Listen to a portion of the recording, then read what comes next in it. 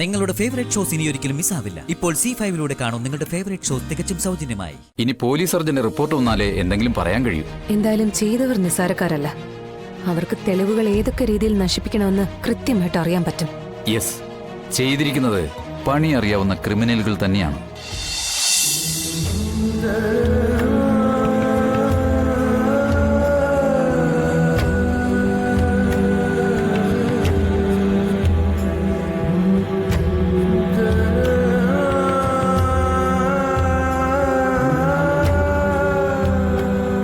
ശ്രദ്ധിക്കണം.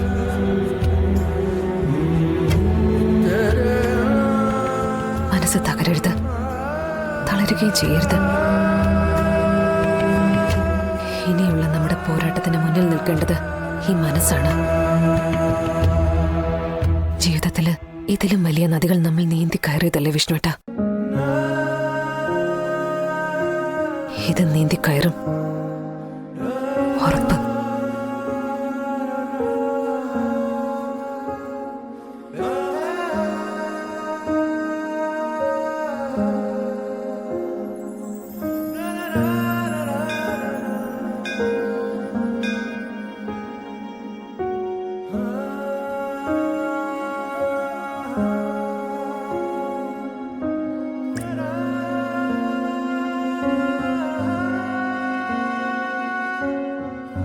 പപ്പി ശാരദാമ്മയെ പോലെയാണല്ലോ.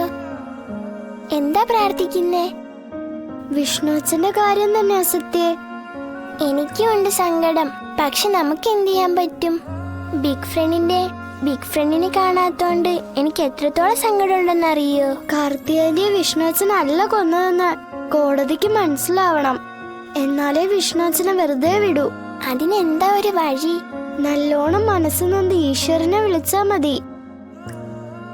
ഈ ക്ഷേത്രത്തിലെ ഭഗവാൻ വിളിച്ചാ വിളിപ്പുറത്താണെന്നാ പറയുന്നത്. പക്ഷെ വിളിക്കണം. ബിഗ് ഫ്രണ്ടിനെ രക്ഷിക്കാൻ വേണ്ടിയല്ലേ? നമുക്ക് ഇവിടുത്തെ ഭഗവാനോട് പ്രാർത്ഥിക്കാം. ഭഗവാൻ നമ്മുടെ പ്രാർത്ഥന കേൾക്കാതിരിക്കില്ല. വെറുതെ പ്രാർത്ഥിച്ചാലൊന്നും ഇവിടുത്തെ ക്ഷേത്രത്തിലെ ഭഗവാൻ കേൾക്കില്ല സത്യേ. പിന്നെ എന്ത് വേണോന്നാ പപ്പി പറയുന്നത്? ഇവിടെ ചെറിയ ചില വഴിപാടുകളൊക്കെ ഉണ്ട്. പക്ഷെ അതൊക്കെ കുറച്ച് കഷ്ടപ്പാടാ. എത്ര കഷ്ടപ്പാടാണെങ്കിലും നമുക്കൊരു കൈ നോക്കാം പപ്പി. എന്തായിരിക്കും ചെയ്യേണ്ടത്? അതിപ്പോ ആരോടോ ഒന്ന് ചോദിക്കാം. നമുക്ക് ഈ സ്വാമിയോട് ചോദിച്ചാലോ? മനസ്സിൽ ഉദ്ദേശിക്കുന്ന കാര്യം നടക്കാൻ എന്ത് വഴിപാടാ ചെയ്യേണ്ടതെന്ന്. ആ, അത് ശരിയാ. ഈ സ്വാമി പറയുന്നത് ചെയ്താ മതിയല്ലോ. ഇപ്പൊ തന്നെ ചോദിച്ചേക്കാം. സ്വാമി, ഒന്ന് നിൽക്കാവോ? ഒരു കാര്യം ചോദിക്കാനാ. എന്ത് കാര്യം മക്കളെ? എന്ത് കാര്യ ചോദിക്കാനുള്ളത്? ഇവിടത്തെ ക്ഷേത്രത്തെ കുറിച്ചാ. കൊള്ളാമല്ലോ, മിടുക്കികളാണല്ലോ. ഈ പ്രായത്തിലെ ക്ഷേത്രത്തെ കുറിച്ച് അറിയാനുള്ള ആഗ്രഹമേ മനസ്സ് നിറഞ്ഞു മക്കളെ. ആട്ടെ, എന്താ അറിയണ്ടേ? മനസ്സിൽ ആഗ്രഹിച്ച കാര്യം നടക്കാൻ ഇവിടെ നിങ്ങൾ എന്ത് വഴിപാടാ കഴിക്കേണ്ടത്? കാര്യം എന്താണെന്ന് ഞാൻ ചോദിക്കുന്നില്ല മക്കളെ. അത് സാധിക്കാനുള്ള എളുപ്പ വഴി ഞാൻ പറഞ്ഞുതരാം. ഭഗവാന്മാർക്കിടയിലും ആഗ്രഹങ്ങളുണ്ട്. അവർക്ക് ഇഷ്ടപ്പെട്ട വഴിപാടുകൾ നമ്മൾ നടത്തിയാൽ അവർ പെട്ടെന്ന് നമ്മളിൽ പ്രസാദിക്കും. അങ്ങനെ നോക്കുമ്പോ ശിവഭഗവാന് താരയാ ഇഷ്ടപ്പെട്ട വഴിപാട്. ശിവഭഗവാന്റെ ശിരസിൽ ധാര ഒഴിക്കണം. ഓം നമശിവായ എന്ന് 108 തവണ ഉരുവിട്ട് ജലം ഒഴിക്കണം. അത് ചെയ്താൽ നിങ്ങൾ ആഗ്രഹിച്ച കാര്യം നടക്കും. മന്ത്രം എത്രത്തോളം ഉരുവിട്ട് നിർത്താതെ ധാര ചെയ്യുന്നുവോ അത്ര വേഗം ഫലസിദ്ധി ഉണ്ടാവും. മക്കൾ ആർക്കു വേണ്ടിയാ വഴിപാട് നടത്തുന്നേ? ഞങ്ങളുടെ ഏറ്റവും വേണ്ടപ്പെട്ട ആളാ വിഷ്ണു അച്ഛൻ. ആഹാ, അച്ഛനു വേണ്ടിയാണോ? അപ്പൊ മക്കള് തന്നെയാ നടത്തേണ്ടത്. മക്കള് നടത്തിയ ഫലം ഉറപ്പാ. പോയിട്ട് വരാം മക്കളെ. വിഷ്ണു അച്ഛനെന്നാ പറഞ്ഞത്. പക്ഷെ മുത്തശ്ശൻ കേട്ടത് അച്ഛനെന്നാ. കുഴപ്പമില്ലെന്നേ, നമുക്ക് പോയി വഴിപാട് നടത്താം. വാ.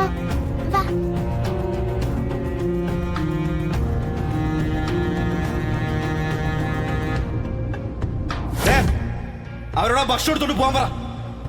എന്റെ മനസ്സിൽ കയറിക്കൂടി ഇഷ്ടക്കേടുകൾ പറിച്ചു കളയാൻ നിങ്ങളുടെ ഈ കണ്ണീരിന് ശക്തിയില്ല. അവിടെ ഞാൻ കണ്ടത് ഞാൻ സ്നേഹിക്കുന്ന എന്നെ സ്നേഹിക്കുന്ന വിഷ്ണുവിനെ അല്ല, മറ്റാരോ ആണെന്ന് തോന്നി.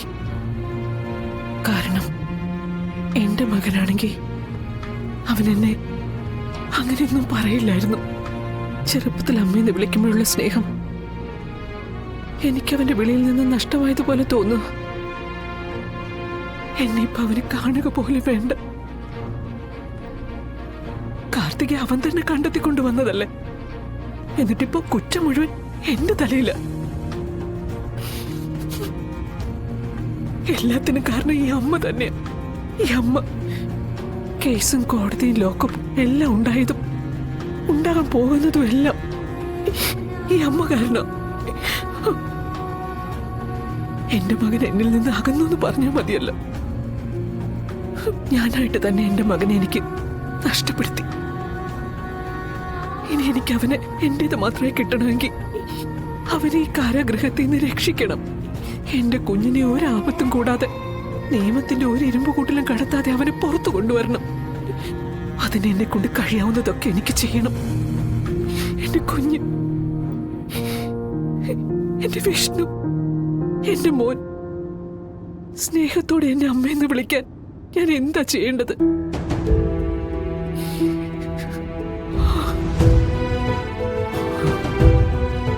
തിരിച്ചു കൊണ്ടുവരും ഞാൻ എന്റെ മകനെ.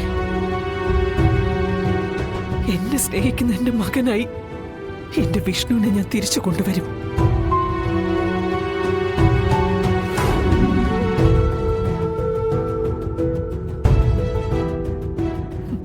ഒരു ലോക്കപ്പ് മുറിയിൽ ഞാൻ അധിക നാൾ അവനെ കിടത്തില്ല. ഇതൊരമ്മയുടെ ആഗ്രഹമാണ്. ഒരു മകൻ കൂടെ വേണമെന്നുള്ള അമ്മയുടെ അടങ്ങാത്ത ആഗ്രഹം.